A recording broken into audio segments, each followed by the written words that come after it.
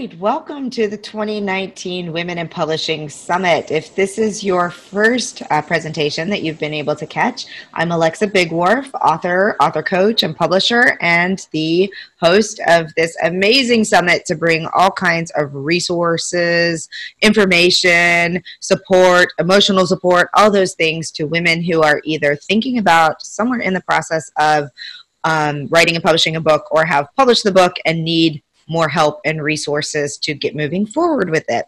So we are bringing in all kinds of phenomenal women to talk about all elements of the process. And today we have Amy Simpkins. Amy Simpkins has an engineer's brain and a poet's heart, which is a rare combination, I would think. Her life's work has been centered around the integration of seemingly unrelated things and the subsequent solution of wickedly hard problems. She is a speaker, an author, and thought leader in innovation. She facilitates massive leaps forward, helping individuals and organizations with big ideas make the connections that they've been missing. She believes that innovation is for everyone and holds the key to both personal fulfillment and lasting global change. She has been helping innovators implement their ideas since 2013 and recently has become the author of the book Spiral, A Catalyst for Innovation and Expansion, which is a really cool and different business book. So welcome, Amy. Thank you so much for being a part of this summit. Thanks. It's great to be here, Alexa. What did I miss? Fill in the details. And for anybody who's not familiar with any of those concepts, what would you explain that to a 5-year-old to mean?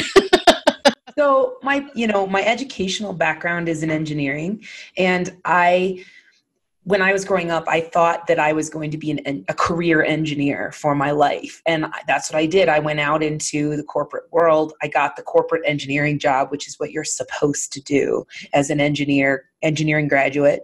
And I designed spacecraft for 10 years. And I thought I was a lifer. And then until I decided I wanted to do something different. And I found that some of my big ideas and some of my big superpower skills didn't fit in a corporate environment. Mm-hmm. That I was thinking outside the box, that I wanted to see this integration of, disparate topics, that I was trying to solve the hard problems, and it wasn't necessarily fitting in with the corporate culture. So that led me to become an entrepreneur. And I explored a lot of different things, in a way that I never really had, because I thought I was going to be an engineer. Right. When I was in high school and college, and I never did that exploration. So the path has wandered. I actually find myself now, even as I'm doing this work of thought leadership and innovation. And so the thing about innovation, and the reason I say innovation is for everyone, is because whenever you're creating something, you're innovating. You're doing something new. You're bringing something new into the world. And we have some baggage. I think everyone has a little baggage around the word creativity. Mm-hmm. There's also a little bit of baggage around the word innovation. Like it must apply to technology, or it must apply to devices, or, and it's not for me. Some people have the idea that creativity is not for me. Some people have the idea that innovation is not for me, but we are all bringing things into the world every day.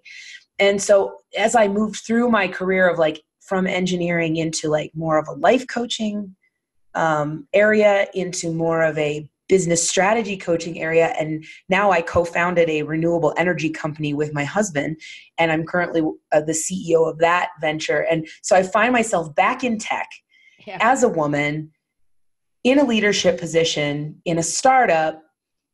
And it's very I almost accidentally stumbled into it. It's fun as all get out to do it, but it's crazy to sit back and look at the things that I do. But as I've looked at my career and the way it has gone, these principles of innovation and creativity apply in absolutely everything I've done. They're the same guiding principles. Whether you're building a spacecraft, you're designing a life that you love in life coaching, you're designing a business that's going to change the world, that's part of your passion, you're writing a book, because I did that too, or you're starting a tech startup company. All of these things use the same kinds of principles. And so that's what I wrote the book about. That's what I've come to speak about. And it still to this day amazes me how applicable all this stuff is, that like, whether I'm talking to a mom with a big idea who wants to start something or write a book, or whether I'm talking to a fellow executive leader in the renewable energy world, they still have that aha moment about what the process needs to be and how they can make a difference with it. And so, I just want to say to you, listener, that you're not alone, and the things that you go through to birth your creative work is the same. We say about executive leadership that they just put their pants on one leg at a time, just like anybody else. And the same is true with creativity. Everybody has to go through the same creative, innovative process. Although I will say that there are definitely some people who are have a very different creative process than others. But it's fun listening to you. This has nothing to do with your book or writing a book or anything, but it's fun listening to you as someone who is really excited to bring innovation to women on doing these types of things. Like, you are like the ultimate girl power, like ideal, like you can do or be anything kind of girl. Like, you break all the stereotypes. You have all these traditionally male things going on in your life, and also the female side. It's just kind of fun listening to you. That has absolutely nothing to do with our conference topic here, but no, thanks for that. I just wanted to say that I think it's really cool. I think this is a great place to showcase other women who are doing the things that we've all been telling ourselves for generations that we can do and still be a woman, without losing that feminine side. And honestly, to continue the aside, I have found that when I moved away, I'll be honest, when I was an engineer in corporate America, I very much adopted I'm one of the boys, I can totally play their game. And like, I had a very overdeveloped sense of masculine, that I played in. And when I left and became a life coach, it really was an awakening for me of getting more tuned into that feminine side of deep, acute listening and intuition, tuning into my intuition, and deep service and collaboration to other people. And then when I moved back into tech, and now I'm in this seriously male-dominated industry, in some ways even more so than spacecraft engineering. Yeah. Energy is a crazy old boys club.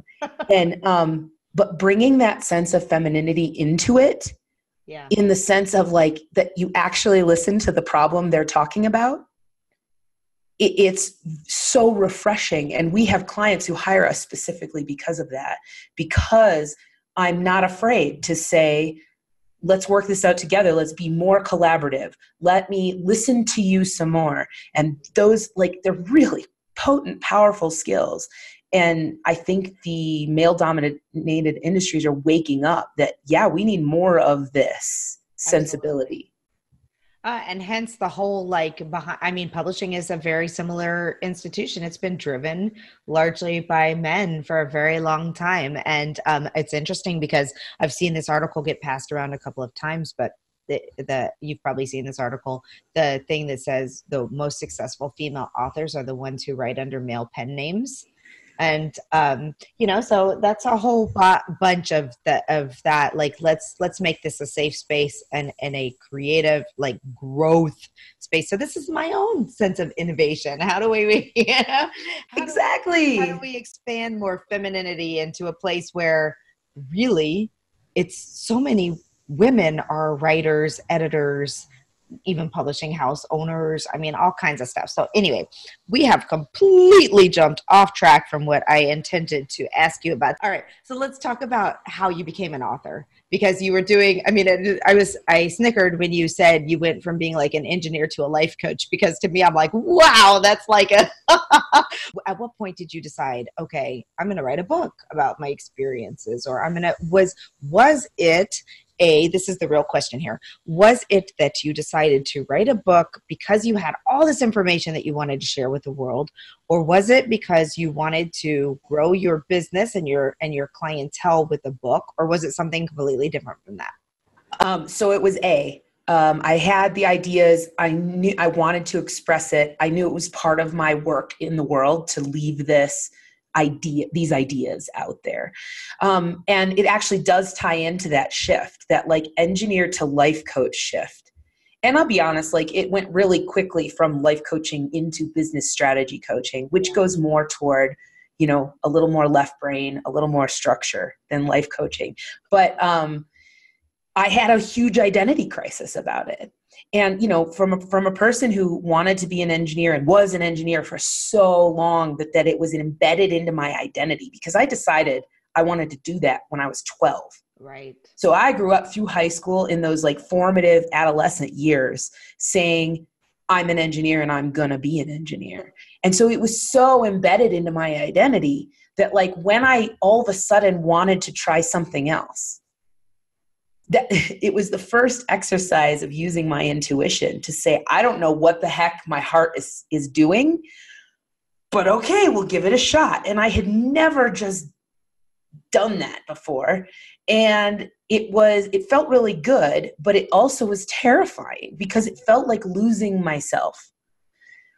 And what happened when I found myself again was that I realized that I was the same as I had ever been, that as an engineer designing spacecraft, I saw connections between unrelated things, that I was really good at facilitating the integration of groups of people, of technical concepts, and that was a skill that not a lot of people had. A lot of engineers want to just stay in their little box, and they design their little box, and then they give their box away to someone else to put into the bigger thing, and they're done.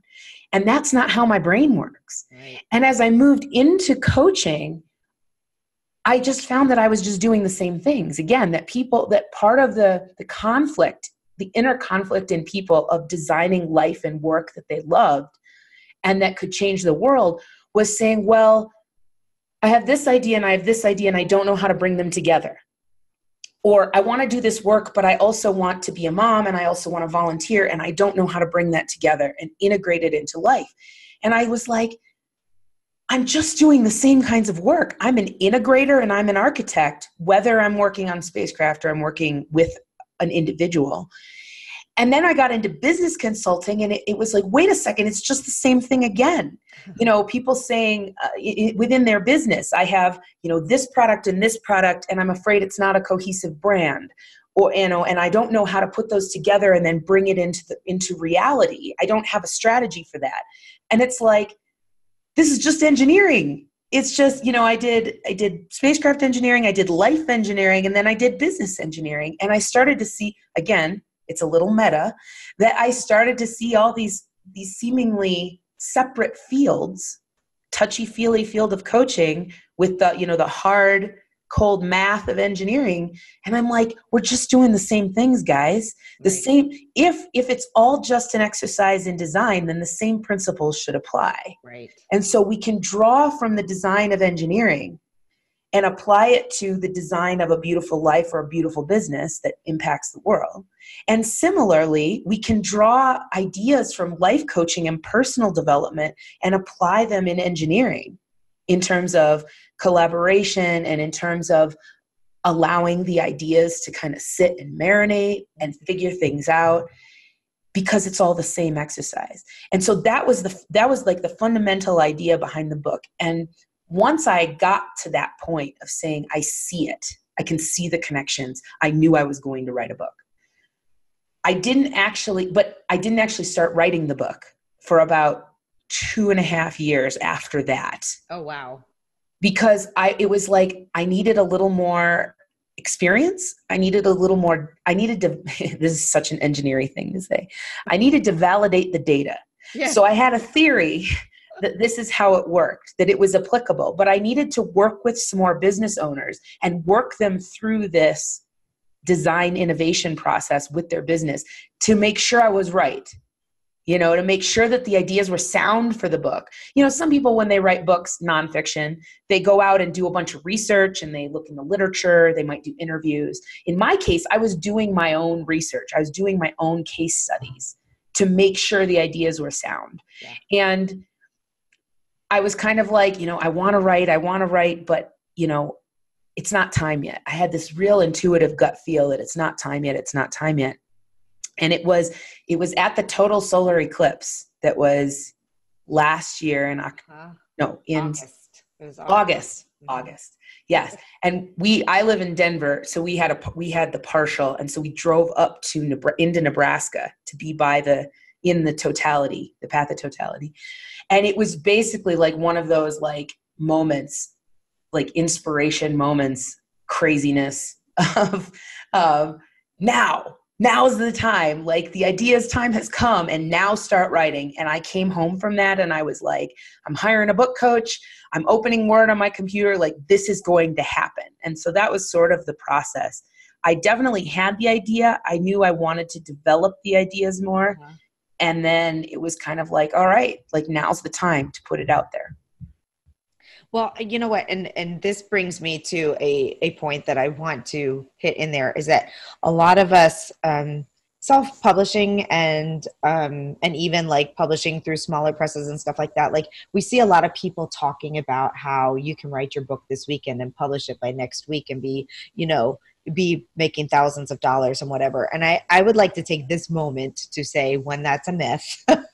Nobody that doesn't already have at least 100,000 people following them can write a book and publish it and make $100,000 in a weekend or whatever. But second of all, it's that this idea that the process doesn't have to happen overnight.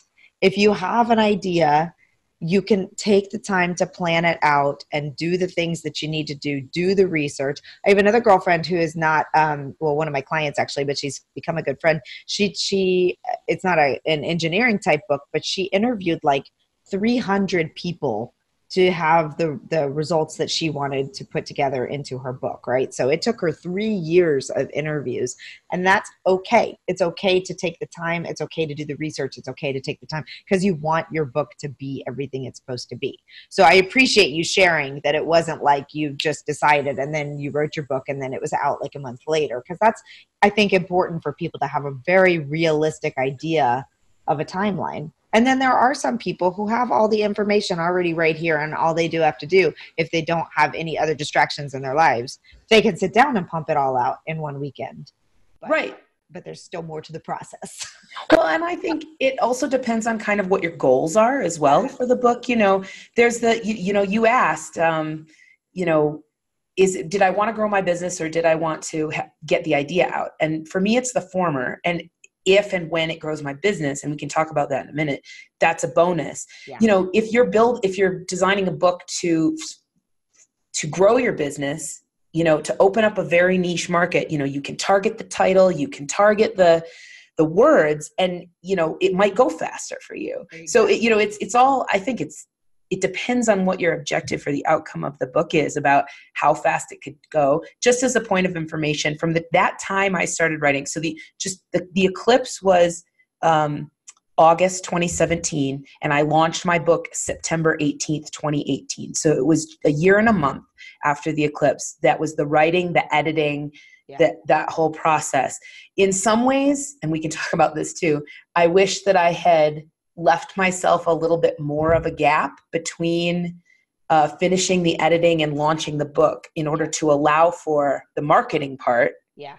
Because I found that it was really hard to put all this creative energy into the book itself and then turn around and say, oh, now you got to write a blog post about something related to the book. And I was just totally creatively drained. I didn't really expect that the editing and proofreading process, for which I hired other people, of course, but then you ultimately have to go through and accept edits or reject them or say, this is why I made this word choice, even though it's not perfectly grammatically correct. Right. That is creatively draining to go through that. So yeah, it's that kind of took me by surprise. I'm not, I don't have any regrets about it, but maybe next time I might build in that extra time. It's interesting that you say that. And I think it brings up a really good point, because I see this a lot too, that especially So we're about to publish my 39th book next week. And what I have seen, I know it's exciting. It's great. By the time this publishes, by the time we run this summit, we'll have 3 more that have come out. So it's, but what I have seen, there are some things that I see over and over and over again. And that is that it always takes longer, almost always takes longer that you expect on the editing process, first and foremost. You expect that it's going to take a month and it takes 2 months, or the same thing. Like I'm working with an author right now, and she got back the edits and she realized she wanted to make some fairly major revisions, but then she's like, I'm tired. I've been working on this book for a year. So she's been dragging her feet a little bit. I'm like, come on, we can do this. We're almost there. We got this, but but during that last part, you're so right. Like, you have to be doing more. You have to have the energy to be doing more. So to be marketing, to be getting out there and talking about your book, to be doing all these things. And if you've just pushed yourself hardcore all the way to the finish line, you've got nothing. Or you push through the launch, and then you're like, I just can't. I have dedicated the last 6 months of my life to this book.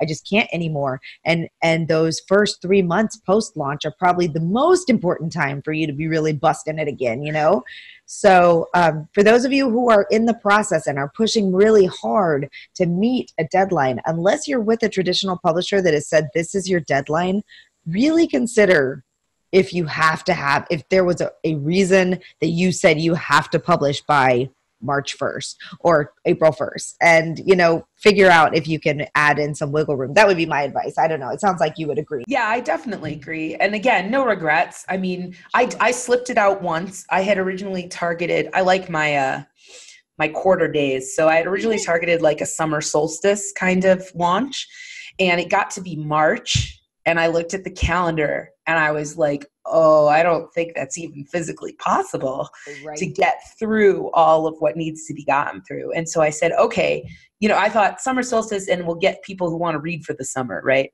And I was like, okay, fall equinox. Fall equinox is a great time for me. I'm always very engaged, and I have a lot of high energy in the fall, and I'm like, that's perfect. And, it got down to, late July, August, and we were wrapping it up. I mean, we were going to meet all the deadlines. Yeah. And I had that thought. I'm like, what if we just slipped it out again? Like, what if it was like Christmas or just after New Year or something like that? Like, how bad would that be? Say though, I can't keep. Right. It got to the moment where I was like, I want it out. Yes. Like I want it. It was like second stage labor. Right. Where at some point there's absolutely no turning back. Like, you're going to push the baby out, and you're going to push it out right now, or something bad's going to happen, and like, that's what it was like. And it was like, we were already post transition in the laboring process. And like, the book was coming. And so it was sort of like, this is fine. This is good. I'm thinking actually about doing, because I won't call it a mistake, but like, because I made that choice. Yeah. I'm thinking about doing kind of a relaunch idea more in like February timeframe. And I'm a big fan of relaunches, to be quite honest, especially for first-time authors, because I feel like it's kind of, maybe you could relate it to like having a wedding. Like, you're so stressed out in the actual event, right, that like you don't get to enjoy it. Right. So wouldn't it be awesome to have a party like 3 months after the wedding, when there's no stress, there's no, like, you've had time to really, so I'm a big fan of it. It allows you time to regroup, and sometimes just seeing the momentum from other people and things, like, you get clarity and all kinds of stuff. So I think that's a great idea. We've talked about that before, but I'm a full believer that there's no shame in having another relaunching your book, other than like the timeline and realizing how much more time and energy. What other surprises, good or bad, did you find with writing and publishing your first book? Yeah. Let's see. Surprises. It was a very, I had these ideas for a long time. And like, I had taught the ideas. I coached on them. Yeah. I built a course around some of these ideas. And it still surprised me how much I learned along the way. Mm-hmm. and how deep I had to dig. This was really a labor of love. And, no matter how fully formed you think the idea is, when you go to write it down, Mm-hmm. you find that it's not. Mm-hmm. And so, there is a team of people that in some cases, you can solve that problem in a vacuum. And in other cases, I have a very clear image in my mind of one of my great friends who used to be a coaching client, and then we turned it kind of into a peer-to-peer mastermind. And she and I were sitting in front of a whiteboard, and she was kind of telling me about what she was going through. And I drew the spiral because I was already writing the book. Uh-huh. And then I started to write on the phases of the spiral. And that was the day I made the connection, not only from the design phases of the spiral, but also how the design phases of the spiral connected into these larger psychological, emotional, and spiritual archetypes, the seasons of the year and the phases of the moon and the cycle, the menstrual cycle. And I was like, and I looked at my friend as I'm scribbling furiously. It was total breakthrough mode. And I looked at her and I'm like, holy, what just happened to me? And it just, so I think having someone to work it out with, it shouldn't be surprising. It shouldn't be a surprise. I'm an innovation expert and a creative problem solver, which is always better done when you put heads together, right? Yeah. And yet, I guess it's back to your thing about, we have this image of what an author looks like, Mm-hmm. typing away at their laptop in the coffee shop, and with their earbuds in. And I needed to hash out ideas. I'm also reminded, this is a story from my childhood with math homework. And my dad is a very smart person and an engineer type too, but I kind of got to the point where I exceeded him in his math, what he remembered from math. And I'd come up to my dad and I'd be like, Dad, I need your help with this problem. And he's like, okay.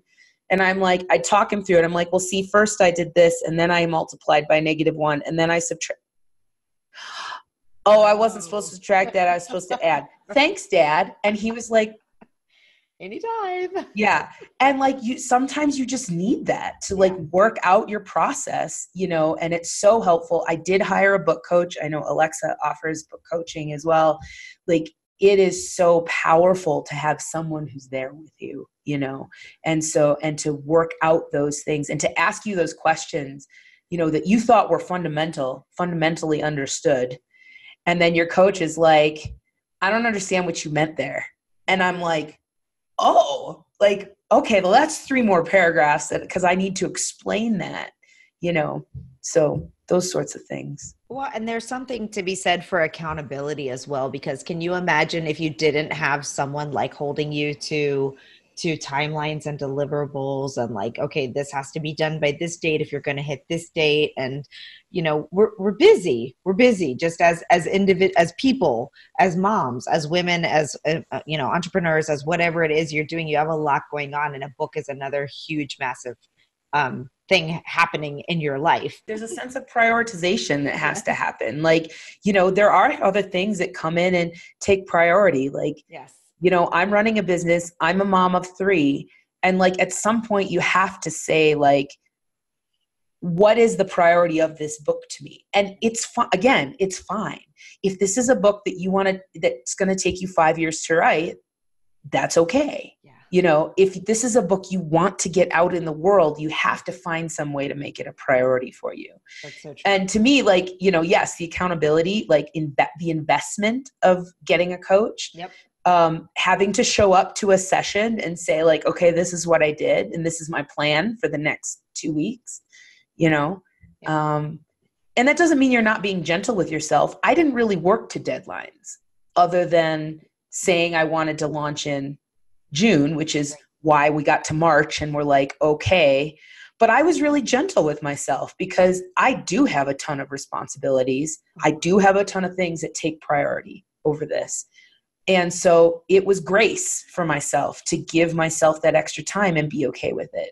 Yeah. But it still does help. The competing need to that is I want the book in the world. I know it's an important idea and I want to do it now. Mm-hmm. And So how do you balance those competing needs? I mean, I think having someone, an outside objective person to go over that with is really helpful. Just to have that accountability is massive. And if a book coach is outside of your budget, means find somebody else who's writing a book and be accountable to each other or something along those lines. But what advice then would you give for somebody who is earlier on in the process? Like, what are some of your best tips for ensuring success in the completion of the project? I was going to mention book coaching, which I already did. It is really powerful, just like any creative process, including building a business. If you're an entrepreneur, any creative process, I think, is a huge personal development exercise. You have to face a lot of demons. And that, to me, that's another reason to hire a book coach, and to hire a book coach who you really jive with on a personality level, because it is like therapy. To go into a coaching session crying because you feel guilty, and then you have to process through the guilt of, and why you're feeling guilty and why you can't be gentle with yourself. And, it's helpful to have that person to help walk with you through the darkness. As a coach, as a person who has hired lots of different types of coaches, that's like the best part of coaching, is that you're not alone. Someone is walking with you through that valley of the shadow, and someone's gonna hold your hand, hold the torch, even if you need to stop for a while and take a break. So I was going to talk about that, but so we already kind of did. My biggest tip actually is to think outside the box in terms of like how to get the words out. Mm-hmm. Something that really has helped me was to record audio of myself rambling. Yep.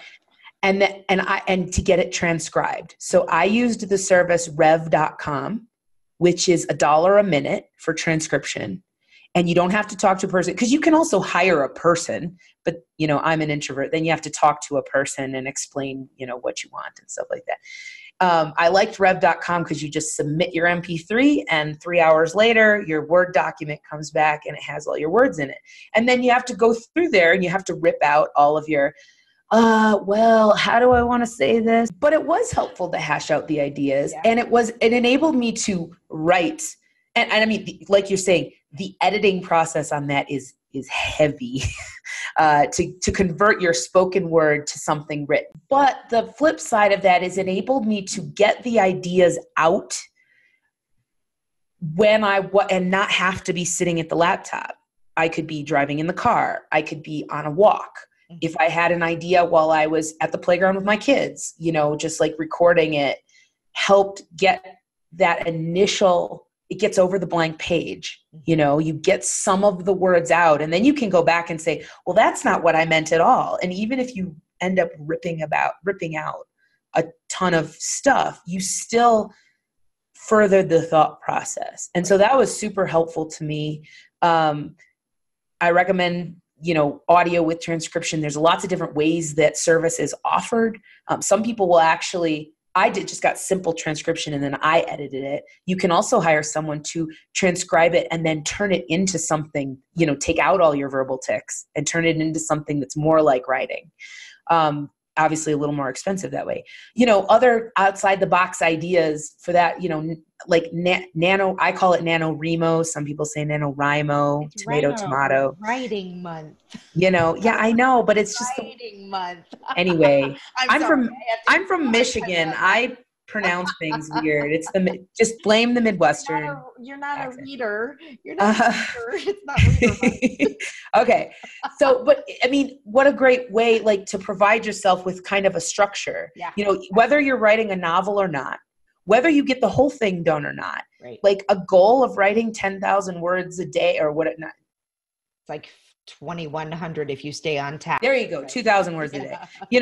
20,000 or 2,000 words a day. Like, you can kick out some serious content. Mm-hmm. Is it going to be great? Maybe not. But that's not the point. The point is to like jar you out of the like, okay, I'm going to go sit at the coffee shop with the laptop, just like I always do, and get the ideas flowing. So like, if we can think about other, creative outside the box ideas for just like pushing the words out, that kind of, that really helps as well. Those are great ideas. Now, when it comes time to launching the book, what were your expectations? And if you want to share like what happened, you can, or if you. So I didn't have expectations. I mean, it's hard to say. I didn't really have expectations. I've been known to say like either no one's going to read it or it's going to like be a bestseller and it's going to change the world. Like there's no middle ground with this book. And, so I had high hopes. I have high hopes still to this day for this book. And, I got really clear with myself. I made some like little mantras for myself that were like, I am writing this book to get the idea out. I am writing this book as a foundation for my future work. The launch, I didn't write this book for the launch. Amen. And I knew that I wasn't doing the right marketing for the launch. And I went in with that expectation. Like, I know that this isn't going to be, the 6-figure launch or whatever. Right. I want this book to form the foundation of my future work. I'm glad that I am getting it out and into the world so that it is out there and I can use it in the future. That's the purpose, and everything else is gravy. Because I self-published, I published through my book coach's imprint, which is practically self-publishing. It's, there's some details in there, but so I'm practically self-published. And so, it's really hard. Amazon is a little bit finicky about doing pre-orders for self-published authors. And so I chose to instead to solve that system, I chose to do my own pre-orders through PayPal. And I did signed copies, which was nice and fulfilling and connective for me. And I sold quite a few, about 60 books. That's great. On pre-orders. And so that was in the month prior to the launch. I started offering the pre-orders. And I had friends also come out of the woodwork during that time. Like, I have a group of high school friends who, some of them we weren't even that close in high school. And all of a sudden they're like my biggest cheerleaders. And it just, you find out who your friends are a little bit. And it was such a warm, fulfilling, and affirming experience for me to have these people come out and say, yeah, I'm going to cheerlead for you. Like, I'm really proud of you and I'm really proud of your work. It was kind of incredible. So there's that kind of personal side too. Like, it's not just about hard, cold numbers, how many sales, all that. But then, so once we hit launch day, a lot of my friends and family had already bought one because, and my immediate tribe, my most engaged tribe had bought one already. And so, the launch day numbers were, lackluster. And I did the thing that you described of, I worked so hard to get to launch day. And actually the week following that was the biggest renewable energy conference of the year, was the week after I launched my book. And I was like, I'm sorry, I got to go prepare for the conference. I can't do anything else. And I just left it. The book went live. I made a Facebook post. I was on 2 podcasts that week. And then that was it. Yeah. I had to stop. And so sales were lackluster until, and I did the thing, like you said, that 3 months of recovery. Mine was 2 months. I had about 2 months after book launch where I needed to focus on other things because I had totally spent myself on on getting the book out, that I needed 2 months to recover both professionally and personally. But it started to be around mid-November then. And I was like, maybe I should run a Black Friday, Cyber Monday thing. And so just we're recording this. I know the summit is happening in March. Now in spring, but right. we're recording this just near Thanksgiving time, just after Thanksgiving. And I ran a Thanksgiving promotion on my Kindle version and promoted it a little bit. And all of a sudden, with just a tiny bit of promotion of, dropping the price on the Kindle ebook, I was knocking at the door of the top 100 bestsellers on Amazon. And I was like, well, dang. I'll bet if I just ask a few people for a favor, I can get into the top 100.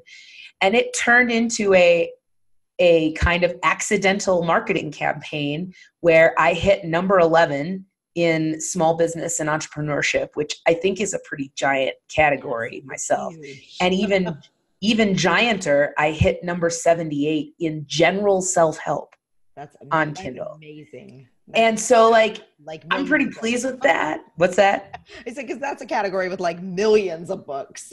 Yeah, and it's got like, I mean, all the big hitters. It's like Brene Brown and Right. Thich Han and Right. oh my gosh. Like I'm starstruck just looking at the people on either side of me. Right. You know? And so it just, that gave me hope for the future of like, okay, like we can get to this. And so that was kind of launch, in some ways. Again, I'm trying to do I have no regrets. I knew what I was getting into when I said I was going to not do a great launch. And I have other priorities, and I made strategic choices about the priorities of my life. But, I think we've already talked about some of the lessons to come out of that, and I'm excited to sort of see what happens in the future. Yeah, I want this book. This book is now foundational.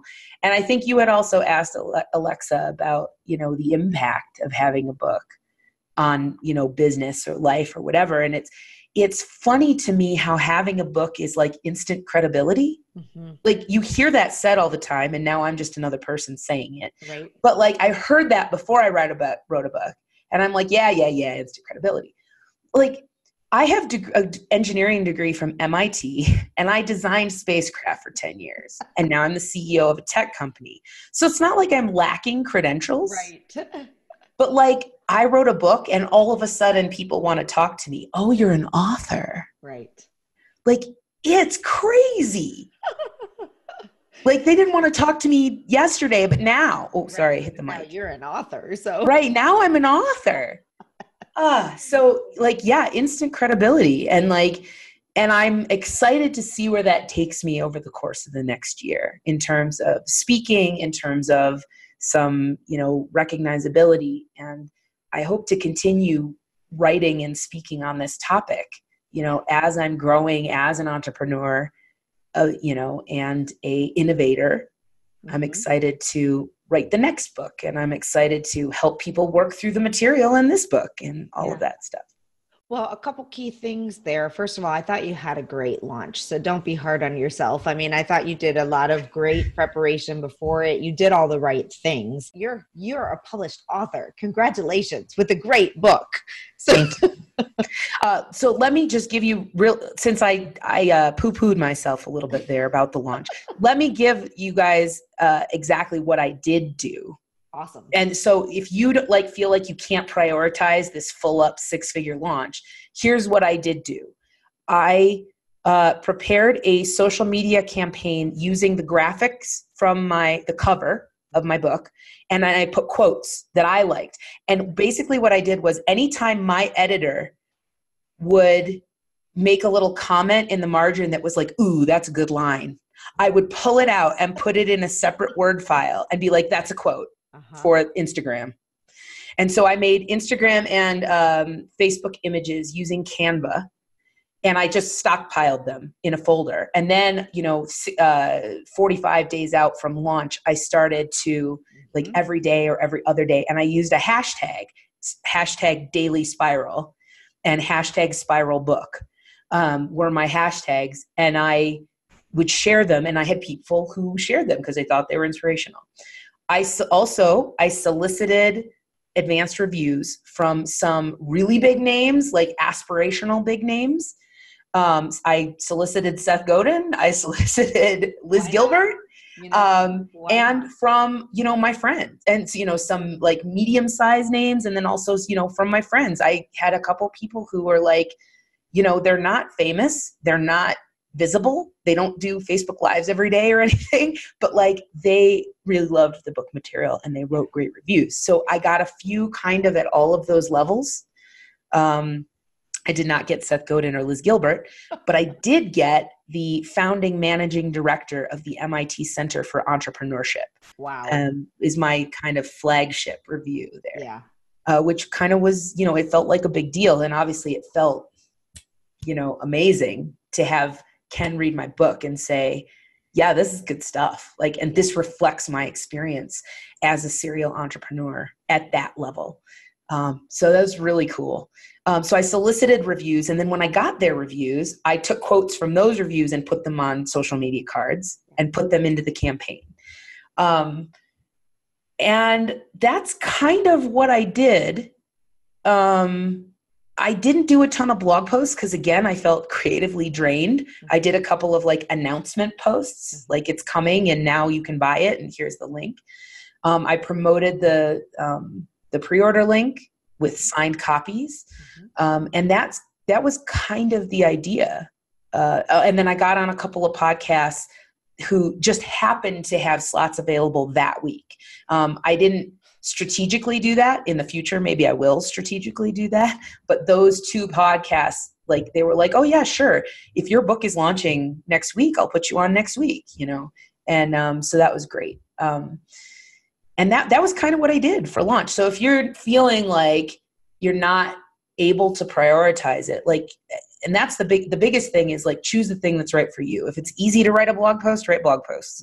If it's easy to whip out quotes on images with Canva, whip out images on Canva. Yeah. Those are great tips. Those are really great tips. And the more that you can be involved in that process and do those things to keep it on the forefront of people's mind and to keep pushing it out there, it'll really help. But I thought you did a great job. I thought the book is wonderful. And I appreciate you coming and sharing with our audience your experience because, while they're watching it in March, your launch is not that far behind you. It's only been a couple months out. So it's great to tap into you when it's still really fresh and you still have all of that knowledge and insight right in there. So thank you so much. And I would like to offer you the opportunity. One, please tell everybody what the name of your book is so they can go find this amazing book, and then let them know where they can come find you. Awesome. You did say it right at the beginning, but the book is called Spiral: A Catalyst for Innovation and Expansion. And you can read more about the book at thespiralbook.com. That's specifically for the book. And it'll tell you a little bit more about what it's about. And it's about creative process. So, as an author, you may want to check it out because writing a book is a form of the creative process and, allowing it to be iterative, allowing it to take that spiral shape where you come around again. That's important. And it's funny how many times my book coach said to me, when I got frustrated, wait, what phase of the spiral are you in right now? And I'm like, using my own work against me, man. That's awesome. But she was really paying attention to your book then too. Exactly. And so I am available. You can read more about me. I am, now that my creative faculties have recovered, I am blogging a little bit more at amysimpkins.com. I talk about innovation. I talk about innovation for everybody. I talk about creative process, creative problem solving, and hopefully watch that space. I'm also pretty active on LinkedIn. I post all my blogs there as well. That's awesome. Thank you so much. You have shared, it's really cool having a totally different perspective on this whole process than anybody that I've ever interviewed before. So I appreciate your insight and all of the information that you shared. Thank you so much for having me on. Always fun and a pleasure to talk to you, Alexa. You too, Amy. Thanks.